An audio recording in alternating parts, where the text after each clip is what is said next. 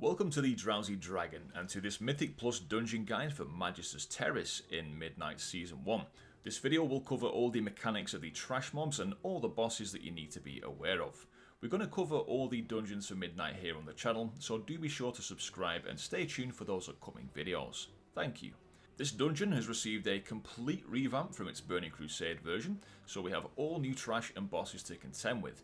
And here's how you can do that. So let's take a look at the trash before the first boss. First up, we've got some Arcane Magisters. These guys will cast Arcane Bolt, which can be kicked. However, they also cast Polymorph, so this is of course the priority kick in these packs. We then see the Sunblade Enforcers. They're going to charge at their target, doing a bit of extra damage, and they can also get buffed with Arcane Blade, making their attacks also do added arcane damage. We see here the Arcane Sentries as well. These guys are going to do Arcane Beam on one person, which is a strong damage over time effect, and it does leave a pool on the floor as well.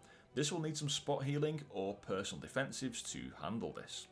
They do Crowd Dispersal, which is an AoE and knockback for everyone in the group, as well as Ethereal Shackles. This is dispellable, or you can use a freedom ability like Disengage for a Hunter for example, or a Paladin's Blessing of Freedom to get out of this ability. Kill this first pack and head into the room that Magister opens. You'll first meet some Lightwood healers through here, which can cast Power Word Shield, which just needs to be damaged off, and their attacks also do arcane damage on their target. Kill these mobs and you'll find yourselves on the upper tier of a library. Here you'll need to make it to the opposite side, then take a left. You can just simply keep left and find the Blazing Pyromancer and kill that before moving on. However, the library is important. Look out for an Arcane Tome lying on the floor. Clicking this will increase your party's haste by 10% for 30 minutes. If you die, you will lose this buff individually, so do be aware of that. Now, as you move around the library, do be careful not to go too close to the Vigilant Librarians, as standing in their circle will stun you and then teleport you back to the top of the room. If you jump off the balcony, you cannot land on top of the bookcases, by the way. So if you try this, you will slide off either side. I don't recommend doing this because you might get caught in the stun. The animated codexes can look pretty harmless, the book mobs, but together they can do quite a lot of damage, so pulling the entire room is not recommended. The Blazing Pyromancer can be a bit dangerous. It's going to cast Ignition, which cannot be kicked, and this makes you all do ticking fire damage. You've got then Flame Strike. This will target one person. It does an AoE damage circle and leaves a fire patch on the floor that needs to be moved out of. And then you've also got Pyroblast, big single target damage, so this is kick priority. Once he's dead, follow Umbric outside. And here we've got some familiar trash mobs that we've already encountered, but also Spellwoven Familiars, the smaller mobs, and the Blightscale Worms. These have got excessive energy. Now this does AoE damage on death, but more importantly, it will buff the damage and healing of all mobs within 10 yards by 1%, which stacks pretty quick in bigger packs. Do be mindful that they do explode on death, so try not to kill them all at exactly the same time, or pull too many at once. When you're in this outdoor space, do keep an eye out for these energy crystals that you can see. Clicking them is going to drain it and give you a 10% damage and healing buff. So do make use of these whenever you find them. There are around 6 of these, if not more, in this first section, up towards the second boss, only when you're outside though. So you're likely not going to kill all the trash to be able to access all of these, but you should see at least 3.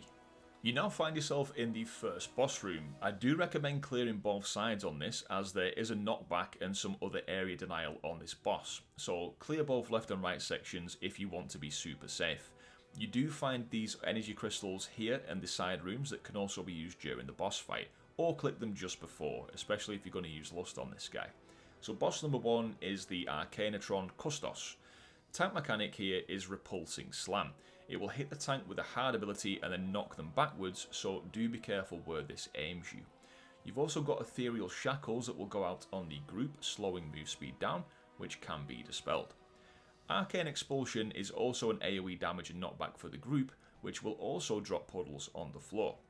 You do want to be careful where you all place these puddles, as during Refueling Protocol, which happens after he has cast Arcane Expulsion twice, the boss will start to draw energy balls to himself. The best thing the tank can do before this starts to happen is move the boss directly close to a wall.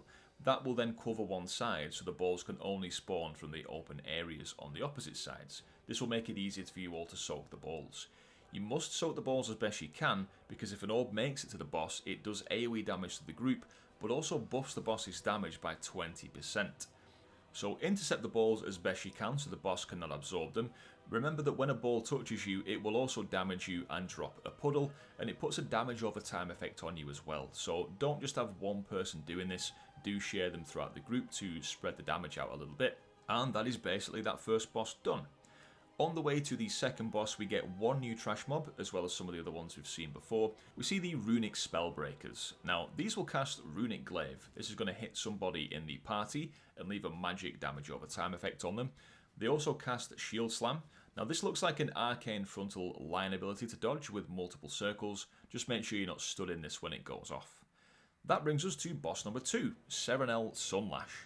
So this guy can be quite tricky because there's a lot of damage going on and a lot of debuff management that needs to occur from everybody in the group. Take note of the suppression zone that spawns from Seranel. If you go into it, you will take damage and you will get silenced, so initially move out of this zone if it spawns and you're in it. But do remember it for later because you will need to use it. There are magic dots that go out called Runic Mark, which also damage anyone else within 4 yards of you. This can't be dispelled, but if you go into the suppression zone, it will purge this effect from you.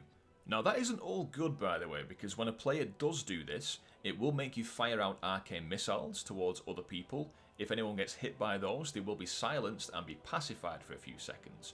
So be careful to dodge the arcane missiles, and ideally don't have everyone going into the suppression zone all at once, because as well as this, it will cause null reaction.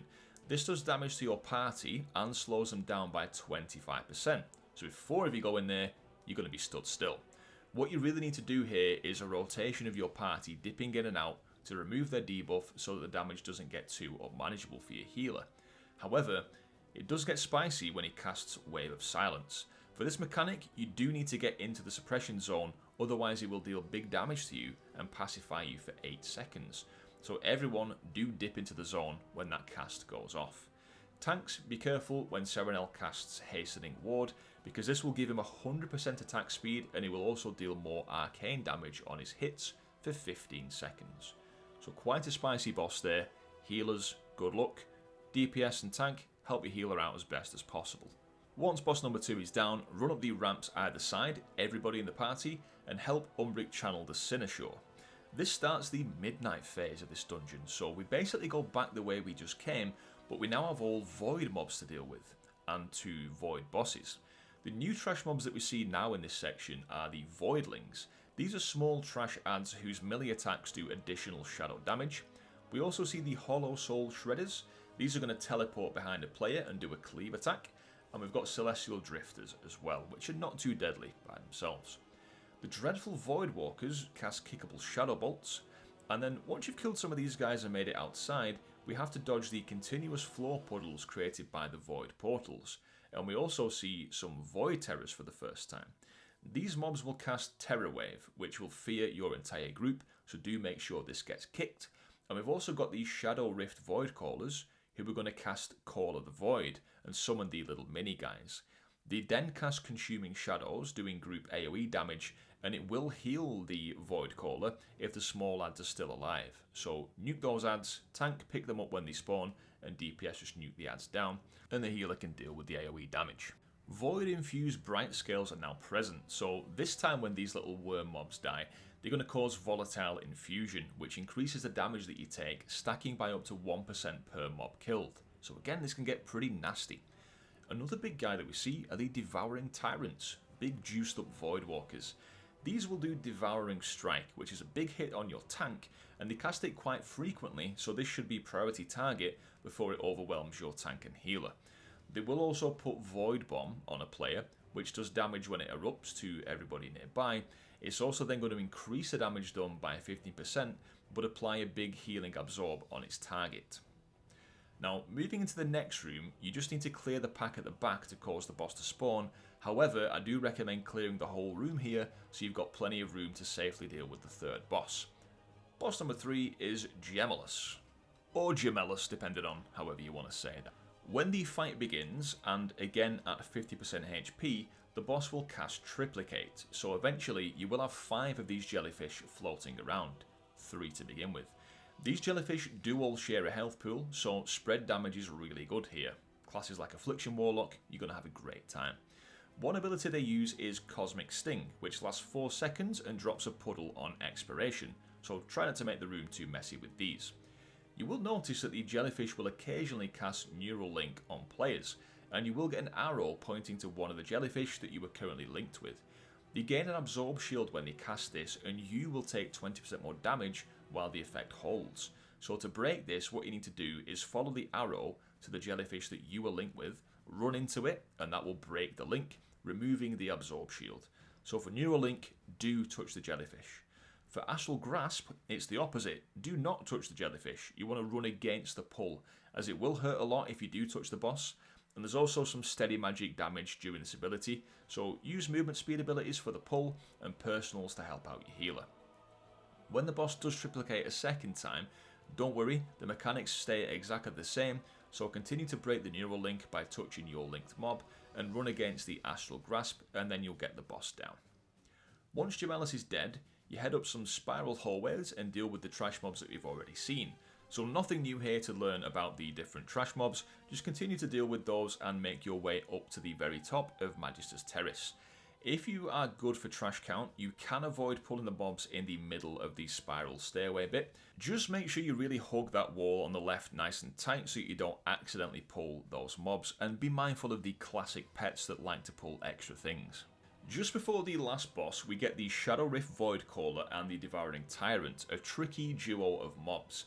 Now these are both mobs that we have seen before, but together they make quite a tricky pull. There's going to be lots of AoE damage going out. You've got the small adds from the tank to pick up and the group to blast down, as well as the big tank damage from the Tyrant. Now, once you've killed these guys, make your way to the very top, and it's time for the final boss. This is quite a fun boss, if you like being punished. Boss number 4 is Degentrius. The main mechanic by far here is the volleyball. This boss room is going to get split into 4 quadrants, so ideally here, keep your tank and healer together in the one quadrant, ideally the first one. DPS make your way around the edges of the room to cover the different quadrants. From the 4 void conduits, a beam will spawn as soon as you pull the boss that's going to channel into the boss. If you stand in that beam, it's going to hurt quite a lot and it'll stun you for 5 seconds. So you must make sure that all sections of the room are covered by at least one person. Early on in the fight, Degentrius will cast Unstable Void Essence, and this needs to be managed for the entire fight once it's out. Always be looking around your quadrant for a purple swirly form, and it's going to be a dark spire rising up from the middle of it as well, so it's quite obvious to see. Now this is where the essence is about to land. It's volleyball time. You must stand in this before it lands, so that when it does land, you knock it back up into the air, and it will then go into someone else's quadrant at random. So you must always keep an eye on the ball or keep an eye on the floor in your quadrant to make sure that you never miss this. It's absolutely crucial, as if you let the ball hit the floor, it's going to deal massive damage to the whole group and it might cause a wipe. It's quite likely that's the case. So the boss is also going to cast Devouring Entropy on a few players. Everybody will get a different duration of the buff, so just be aware of when the debuff expires. When it does, orbs will shoot out of each player. You can see lines indicating where the orbs are going to fire off, and these orbs just need to be dodged. If you do get hit by an orb, it is going to slow you down by 70%, which might make you miss your volleyball soak. Now, the tank will have to deal with Hulking Fragment. This is a big smash ability that will damage anybody within 8 yards, knocking everyone else back. So if the tank and healer are together, healer beware. It's likely at some point that this will happen at the same time as the volleyball soak on your side. So usually the best way to do this is let the tank soak the volleyball and do the smash at the same time. Otherwise, if you both try and do the volleyball, healer, you may get smashed as well and get knocked away. Now after every smash from Hulking Fragment, the tank will also get a dot on them called Umbral Splinters. This lasts for 30 seconds and it does stack up. So you'll likely want to remove this by dispelling it at 2 stacks so it doesn't ramp up too high, but be careful because on removal it's going to leave a big pool on the floor for 40 seconds. So it's likely, tanks, that you're going to want to run to the back of the room and then let the healer dispel you over there, just so the big horrible ground AoE doesn't stay in the middle of the room. Just make sure the healer does stay in the quadrant for the soak, just in case the ball comes into your area while this is happening. Get this dispelled and out of the way, drop the pool safely at the back, and then you can carry on the fight. And that's the whole boss really, so it's not too difficult. Just have a good old game of volleyball and let the tank and healer do their thing. And kill the boss, you've now conquered the revamped Magister's Terrace. Here is a TLDR recap of all the boss mechanics to be aware of. And do be sure to subscribe to the channel and leave a like on the video if you enjoyed it. We've got the other dungeon guides and other content for Midnight coming up on the channel as well. If you'd like to support me directly, feel free to become a channel member here on YouTube for some bonus perks, or on Patreon as well. The links are in the description. Thank you so much for watching, guys. I've been the Drowsy Dragon.